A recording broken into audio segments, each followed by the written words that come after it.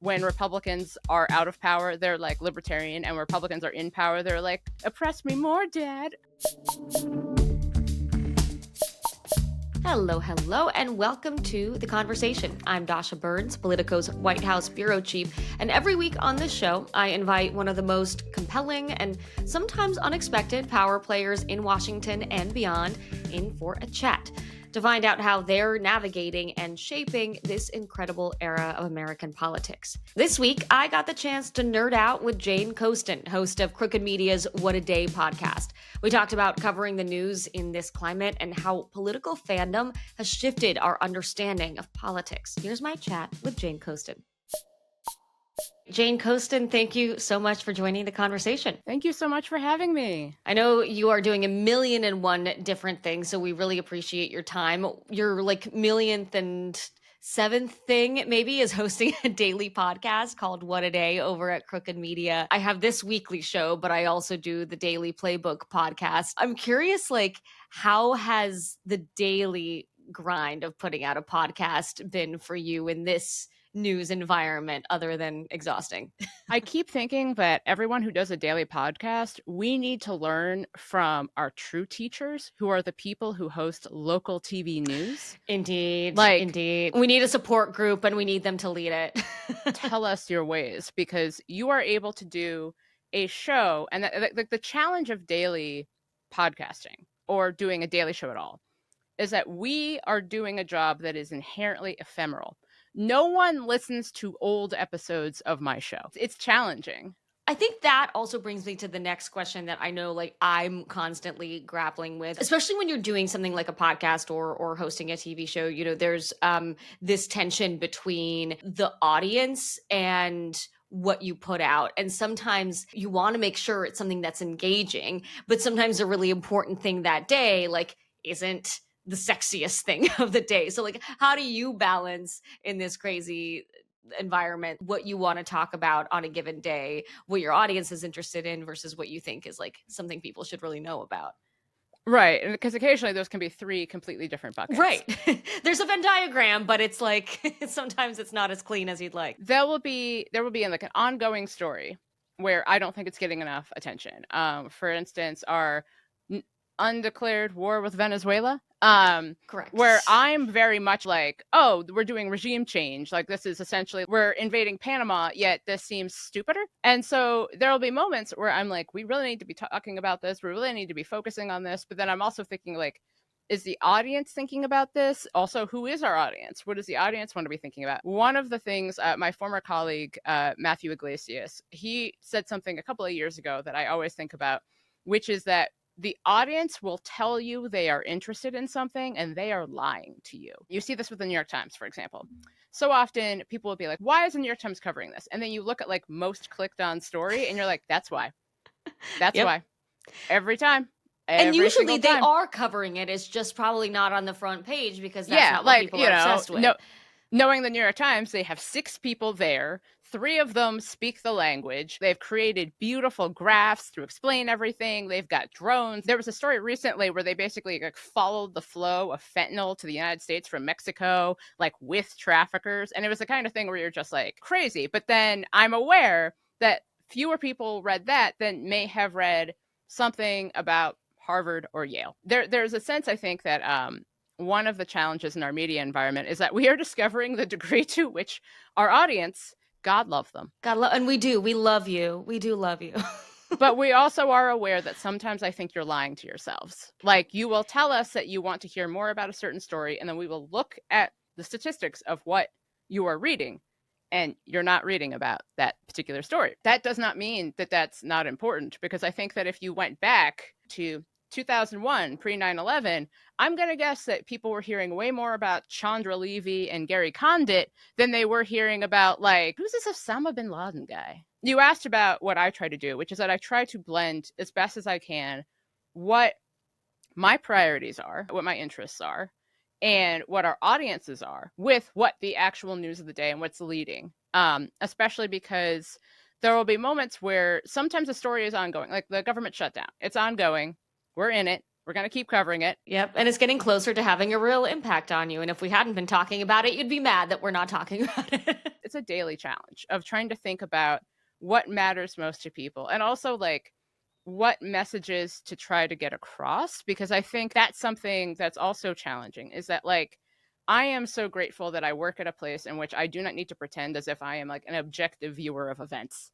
Like I do not need to wander into this being like, well, on the one hand, this seems bad, but on the other hand, this seems also bad. Who's to say? Like, I don't need to do that. And I think my audience is respectful and actually wants to hear more from my opinion. As a person who, you know, was an opinionated child, it's actually kind of surprising to me. But I think that there's a real sense there of like, I want to know my audience to know that I have a take on this specific thing, and we're going to talk to people who might have a different take, and we're going to talk to people who are at the center of the story. And so it's interesting because you look at like what does really well for our audience and then what doesn't, but you can't rely on that, because at a certain point, I don't want to give people either just constant copium or constant like, here's the most terrifying thing you've ever heard of in your life. It's interesting because in the political podcasting space, I feel like it is kind of takes based, right? There are a lot of podcasts, most of them tend to be right leaning or left leaning, and like in your space you do give your opinion, you do give your takes, and I think that you're right, there are a lot of people who respond to that. There's also some criticism that it kind of leads to these like filter bubbles, people on the left getting their opinions confirmed and vice versa. Like what do you make of that dynamic? What I have learned is that actually people really like their bubbles. People will tell you they don't. They really like their bubbles. I'm a little bit different because I've always been somebody who seeks out the exact opposite opinion of mine. I think, one, for some reason I like making myself mad. I don't know why. It's really easy to do. It's very easy to do. But also I think that it's worthwhile to kind of understand. I've always thought like people got to their opinions in general kind of the same way I did, through experience and time and reading different things and thinking through different things and just the experiences of life. Obviously, there are some where I'm like, well, I'm just right and that's just all there is to it. But I've never been someone who is so convinced of my own opinion that I need to be told again and again that I'm correct. But I think that for so many people, I think that their belief systems are remarkably fragile in some manner. I think that especially as people have become more engaged in what people have called political hobbyism, where their politics are less about like, I got to this idea through thought and reading, or even just like through family development, but more because like you want to choose a winning team. And so I think that the more you see that, the more those people tend to be the most wanting to adhere to a bubble, the most furious at you for having a different viewpoint. I think that leads to a lot of things that happen in kind of our political economy, our take economy, which is that no one loves anything more than a person who says like, well, I used to think the opposite of you, but then I found the light. Now I agree with you completely. Now please give me money. I think that it's that political uncertainty that makes people particularly vulnerable to that. So like, yes, I understand that people have left-leaning and right-leaning bubbles, and also everyone seems to think that the opposite is in a bubble and they aren't. Like, I'm sure you've heard this, but there are a lot of conservatives who are so convinced that like, well, I live near liberals, so I understand everything about liberals. And then they'll say something and I'm like, I don't think you understand anything. Have you talked to any of those liberals? The same people who were like, you know, the No Kings protests were just full of Antifa super soldiers. And I was just like, no, I don't think that's true at all. And so I think that as people's political beliefs become more shaped by personalities or by kind of that hobbyist idea, I think that people become more desirous of bubbles. I started out in journalism covering sports. I covered college football and the NFL. And I always think that that's a really good idea for people because, one, no one has ever gotten as mad at me about a political take as when I wrote about the Baltimore Ravens. No, it's never happened. It's never happened, especially because I was writing about like Ray Rice, if you recall. I did not want to see those Twitter comments. Yeah. No, it was a bad time when I was like first starting out. You know, I briefly was talking about like high school football, and that'll get you some emails. And so, but there's a real sense of that kind of bubble mentality where it actually has nothing to do with like being correct. It has to do with being a team player. Like, I am a massive Michigan football fan. If anyone follows me on the internet, they know that. And so obviously, I think that any penalty we are assessed is wrong, but any penalty the opposition is assessed is obviously correct. Yeah, the sportification of politics in so many ways. I mean, people wearing their jerseys. You talked about sort of the bandwagon fans of politics. You yourself, like, I don't know that like your opinions have changed, but your affiliation kind of has. Mhm. You were a libertarian, now Mhm. you're an independent. Like, what made you sort of leave the libertarian label behind? Dasha, have Yes. you ever interacted with the Libertarian Party? I Like, I have. Yes, I have. there is something to be said about the fact that the Libertarian Party had its greatest electoral success in 2016 with former New Mexico Governor Gary Johnson running on the ticket. A person who told me in interviews that he didn't think there was an opioid crisis because how could that many people be dying? And a person who said when we talked, I was at MTV News at the time. Well, I took an online quiz that said I was half Bernie Sanders and half Donald Trump. So if you want the in between of that, you'll like me. Which I think again, the thing I remember most about Gary Johnson is the "What is Aleppo" moment. Do yeah, you remember yeah. that? Also, there was the Libertarian Party conference where people got really mad at him for being okay with driver's licenses, but that's not the point. Anyway, so he has the best success of any Libertarian Party candidate for president ever. And the Libertarian Party said, no, thank you. No, we'd rather not have that. Because I think that there's a sense that for the Libertarian Party at that time, that like winning got in the way of purity. And I think that that's something we see purity spirals in politics all the time. And it's a bad move for any political party. I remember having a conversation for my old podcast, The Argument at the New York Times, with Justin Amash. He was like, you shouldn't leave the Libertarian Party. Like, still there's hope. And I remember just being like, no, because I also think that I have things I want to happen in politics. And I think that there's a sense that you get from whether it's the Libertarian Party or whether it's kind of like, kind of very online factions of various political parties where it's like actually winning would be a problem because winning would mean that you'd have to make your views palatable to a large group of people. And you don't want to do that. There is a YouTuber named ContraPoints and she's a philosopher and she's just super smart. But she said something about how you see this meme now used all the time that like leftists don't want power, leftists want to critique power. I still have some very like small L libertarian views. I'm very critical of state power, and it's funny to me that like when Republicans are out of power, they're like libertarian, and when Republicans are in power, they're like oppress me more, Dad. That's going to be on a t-shirt. They're very into it for reasons that I think they should all look into. But I think like there's a sense to which the Libertarian Party or a host of factions within our politics, well, you have so many people who are fighting to gain power. If you are wanting to be elected to office, you are saying, please give me power over you or over this other group of people to do something. And there seem to be a host of people who simultaneously want the power, but they don't want the responsibility of power. And they also do not want to do the work that would require conversation and any sort of like modifying their views in order to be likable to more people to get that power. I think that was kind of one of the main reasons that pushed me away from identifying with the Libertarian Party, especially because I just kept thinking like, do you guys want to win elections or do you want to talk on the internet? I remember Chase Oliver, who ran as a Libertarian Party candidate in 2024, talked to him, nice guy.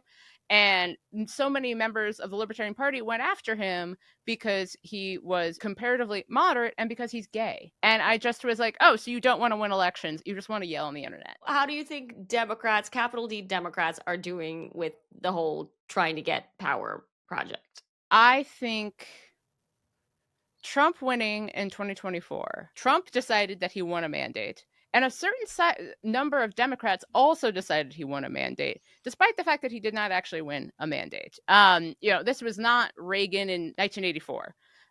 This was not something like this was not a blowout. Right. But the way that it was read by both sides. Yeah, it was really. read by both. And I think, Trump decided that obviously this means everyone wants him to do everything and run forever.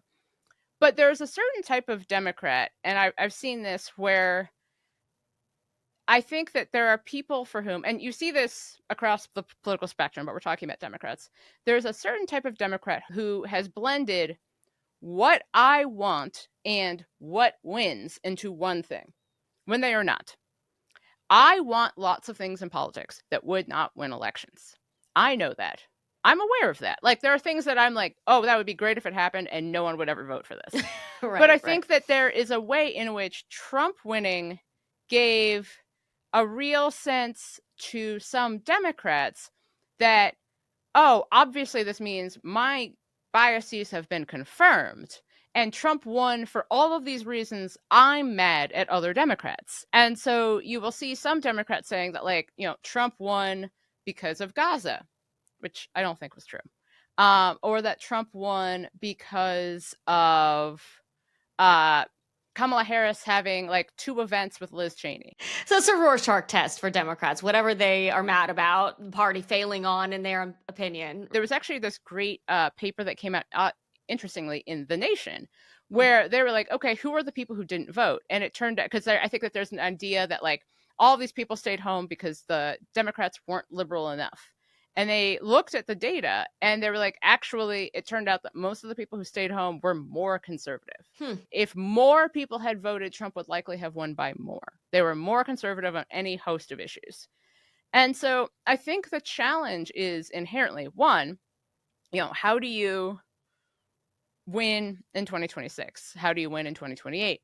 But also, is there a means by which Democrats can have a conversation about how do you talk about these issues? How do you think about these issues in a way that is both true to your beliefs and wins?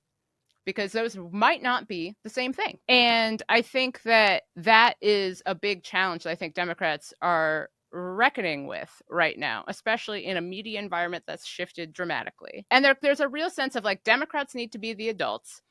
And Donald Trump can post AI videos of poop falling on protesters. That's something Democrats are having a hard time with, especially also because all these conversations are happening in public. And, you have additional issues of like, when people talk about who is the face of the Democratic Party, there are a host of people who are going to decide that like some lady on Blue Sky is the face of the Democratic Party. But you're like, I don't know who that is. The conversations being had about what any of this means for the future of the Democratic Party. 2026 is around the corner, given everything that you're talking about. You want to take a risk and make any bold predictions for the midterms? I think events will happen that somehow will confirm the biases of everyone observing them. That's not a risk. Come on. The one thing is that I think that there is a sense that the White House has decided that its actions will have no consequences, and that the White House has decided that it is popular despite not being popular. I think that that is something that I think will have electoral consequences. And it's odd to me. It was a random post in Mediaite, but I can't stop thinking about it, where you recall the terrible interview Katie Porter did in California with a reporter. And someone asked her, well, how are you going to reach out to the people who voted for Trump? The author made the point of like, she did not handle the question well. Obviously, that was very bad. But no one thinks about what Donald Trump should do to reach out to people who voted for Kamala Harris or Democrats. No one is like, wow, he really needs to cross the aisle and do more to think about Democratic voters. I say this as the child of Democrats, as pretty much everyone in my family in Ohio, all Democrats, all of them. And I think that there's a sense in some ways in our media culture in which we've decided that either Democrats don't exist or Democrats only exist in like, New York, LA, these like echelons of power, and that there somehow are simultaneously no Democratic voters, or all Democratic voters are fake, or all Democratic voters are somehow also these other groups of people we do not like now. Like, I've been interested in how like the online right has decided that they have a real issue with white women. I think Stephen Miller said like keeps adding the word white to any protester, talking about like these white protesters. And I'm like, I'm a pretty big fan of white people. I think they're allowed to protest if they'd like to. There's a sense to me in which there's a lot of hubris in this administration, acting as if like they do believe that they have all of this cultural cachet and political power, it's interesting how you can operate as if everyone loves you and thinks you're amazing. Also, our enemies are at the gates all the time. And I think that there has to be a moment at which in 2026 in which people vote for not that. You are asking people to perhaps lose SNAP benefits. You're asking people to make their groceries cost more while we're bailing out Argentinian beef farmers and building ballrooms. There is a degree to which it's this is an administration that does not believe in consequences. And I think that in 2026, I think that there are going to be elections that are won or lost on people thinking, no, there should be consequences. I traveled the country. Before I moved to DC in January, I mostly lived out of a suitcase, traveling to every nook and cranny, urban, exurban, rural, of America, and found that voters' ideas of politics are just muddier, more complicated, grayer. Oh my God, yes. There's so little of that political fandom in actual people, and I think every year there's in 2024, Missouri voted for Donald Trump and to, if I recall correctly, legalize medical marijuana. At the same, there were people to raise the minimum wage. Governor Andy Beshear is a Democratic governor of Kentucky. There were split ticket voters, who voted for Trump and then voted for a Democrat in local offices. There's always something a voter says well, I wasn't going to vote and then I voted for Trump because he said he was going to make IVF free. Voters keep surprising us, and I think we just need to get comfortable with that idea that there is what we see online with the people that have the jerseys on and are super hardcore, those are the people that are buying the tickets to the super expensive games, and not the ones that are sitting at home watching the commercials and drinking a beer with their friends and generally just know what's going on but aren't rabid about it. Also the fact that there are the ways in which people's politics are so individual, which is of course they are. That's how most people are. Most people are not dyed-in-the-wool ideologues. It's just if you're on social media, people literally are. People are a flattened perception of who they are. That is why you need to go touch grass, as the kids say. Go talk to actual human beings, not the idea of them somewhere in your internet bubble. But Jane, I think we are running out of time here. I could do this forever, and I hope we can do it again and many more times in the future. Thank you so much for coming on. Absolutely. Thank you so much for having me. This has been The Conversation with Dasha Burns. We'll be back next week. If you want to catch future episodes of The Conversation, be sure to click that subscribe button below. Thanks for watching.